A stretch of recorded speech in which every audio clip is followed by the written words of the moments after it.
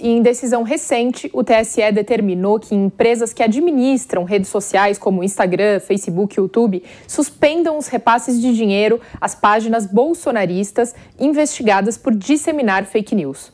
O tema tem gerado muita polêmica e é para conversar sobre os desdobramentos dele que nós conversamos agora com o advogado especialista em direito digital, Henrique Rocha.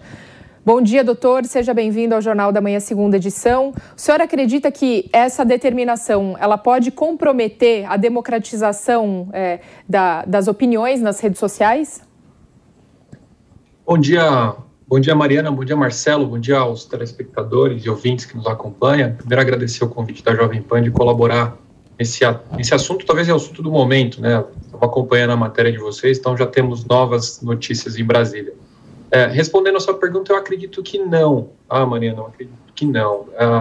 A decisão do ministro Luiz Felipe Salomão, ela foi pautada numa conversão de uma notícia-crime, foi encaminhada ao TSE no início do mês, e foi convertida num inquérito administrativo para acompanhar as investigações que têm como pretensão identificar possíveis ataques à democracia e outras medidas que estão sendo praticadas em detrimento de figuras, públicas e autoridades institucionais do nosso país.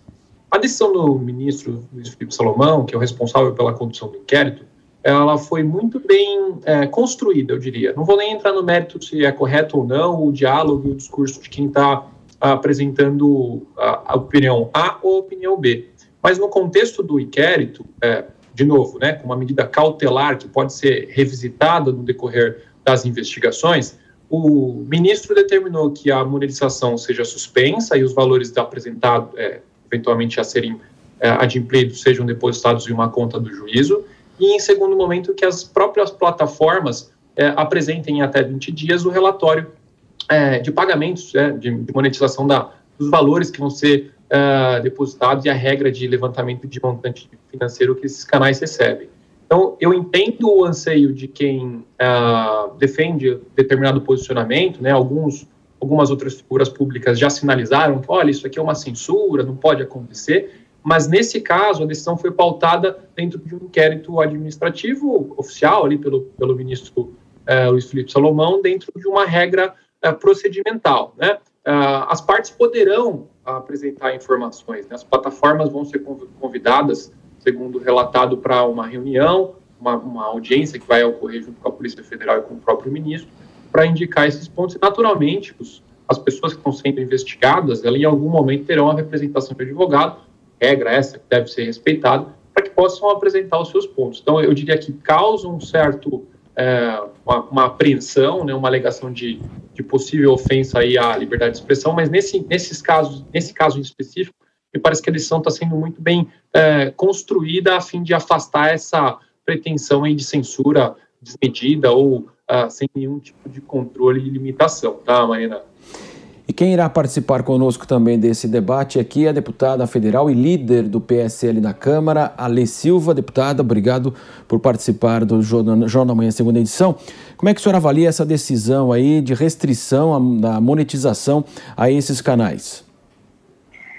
Bom dia. Bom dia. Bom dia, ouvintes, telespectadores. Eu vejo isso tudo com muita preocupação, principalmente se eu fizer uma análise jurídica, técnica, sobre o caso. Por exemplo, quando que há esse tipo de iniciativa por parte do Poder Judiciário, numa fase que eu nem diria a vocês que é uma fase processual, nós ainda estamos numa fase de inquérito e, como a maioria já sabe, o inquérito ele é uma peça investigativa.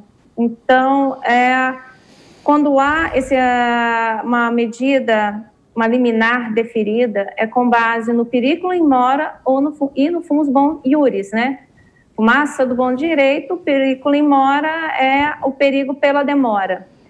Sinceramente, como uma operadora do direito, eu não viria nisso um perigo pela demora, ok? Como bem disse aí o meu antecessor, é uma investigação.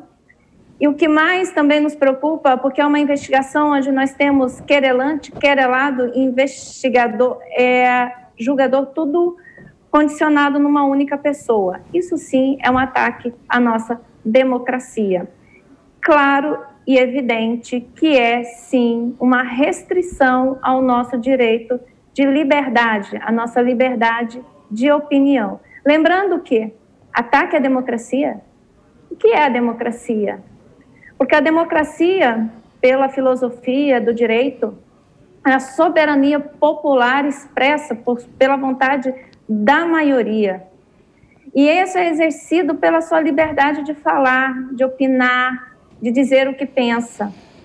E isso sim, essa restrição que os nossos youtubers, os nossos influencers, que coincidência ou não, na grande maioria são conservadores, estamos sofrendo. Nós sim estamos sofrendo, eu me coloco no lugar deles, um ataque à democracia.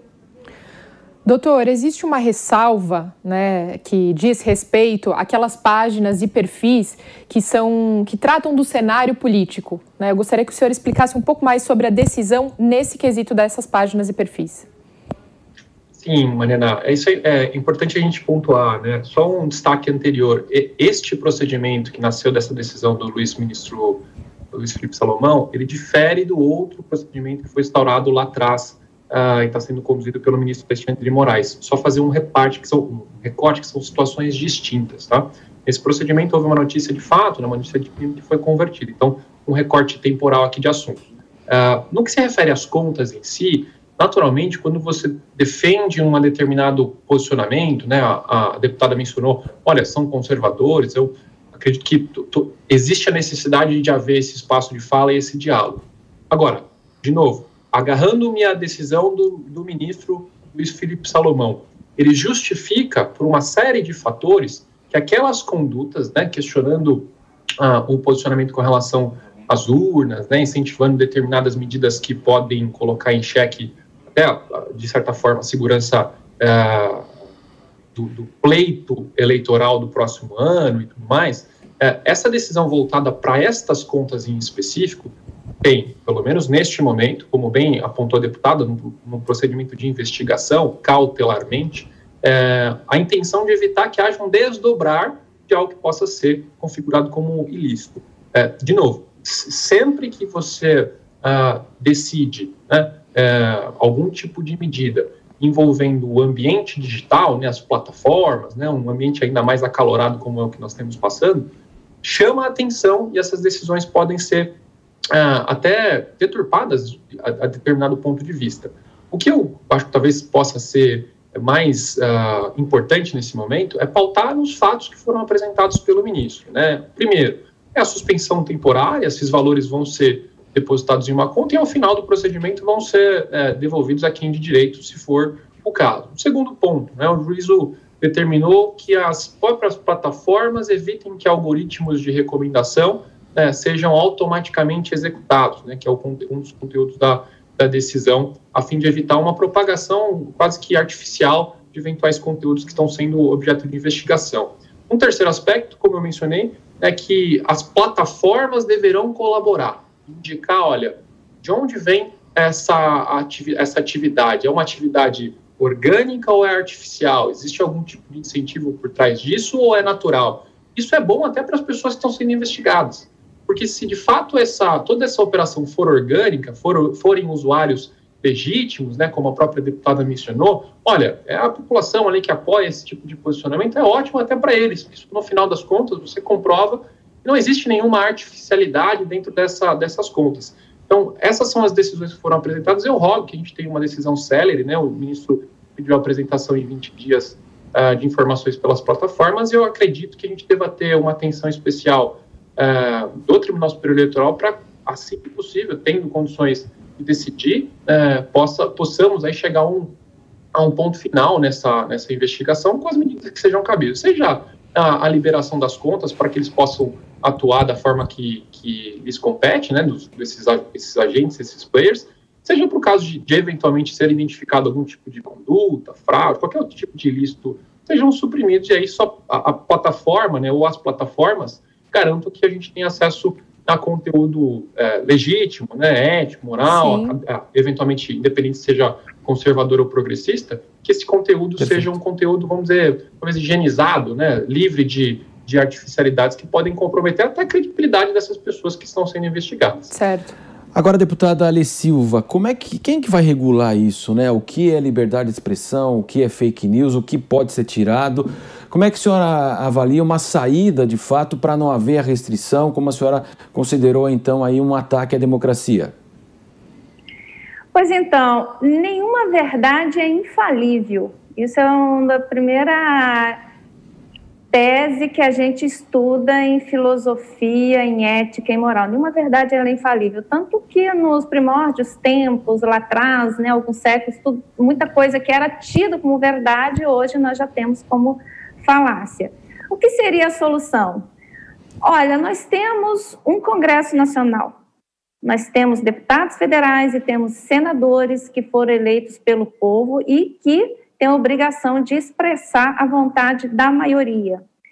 É muito difícil dizer quem vai regulamentar o que é verdade e o que deixa de ser verdade, né? Porque a verdade, às vezes, ela pode ser enxergada por vários prismas diferentes. Mas eu acredito que cabe ao parlamento tomar a frente dessa demanda e interpor, sim, regulamentações, mas a partir do parlamento, porque nós fomos eleitos pelo povo, não a partir dos tribunais. Me parece que o Tribunal Superior Eleitoral quer criar uma regra restringindo as páginas políticas. Isso é injustiça, isso é antidemocrático. Porque se hoje nós temos essa questão de grande ânfã nacional e até mundial, né, que é o debater a política junto às redes, e se isso, por algum momento, ele merece algum tipo de regulamentação, né, com expansão ou limitações de conteúdo, sei lá, para mim não deveria existir nenhum tipo de limitação, acho que porque a própria rede, ela se autorregula. Isso tem que partir do Congresso Nacional, porque ali sim há soberania popular, lá sim há os votos, ali existem os votos, né? Nós fomos eleitos para isso. E o que a gente tem observado todo esse tempo foi essa interferência do judiciário, principalmente a partir dos tribunais superiores, no que o parlamento tem decidido, invadindo as nossas competências, invadindo a competência do próprio executivo. E vejam bem, quando o executivo, seja através de um ministério, de uma secretaria, interpõe alguma regra, né, através de um decreto, de uma portaria, até ali cabe ao parlamento fazer uma revisão. E às vezes eu me questiono porque é tão difícil fazer revisão dessas portarias ou dessas normativas dos tribunais lá junto ao Congresso. Então, eu sou contra esse tipo de interferência, acredito que a solução ela tem que sair do parlamento. Nós estamos ouvindo as ruas. Eu mesma estou viajando muito no interior de Minas Gerais e tenho ficado bastante admirada com o que eu estou vendo aqui. Pessoas muito simples do interior, pessoas que até trabalham na roça, estão acompanhando todos esses acontecimentos através, principalmente, da internet, e elas têm se demonstrado muito preocupadas. Parece que nós estamos relendo a história do período do governo militar, contado pela esquerda, né?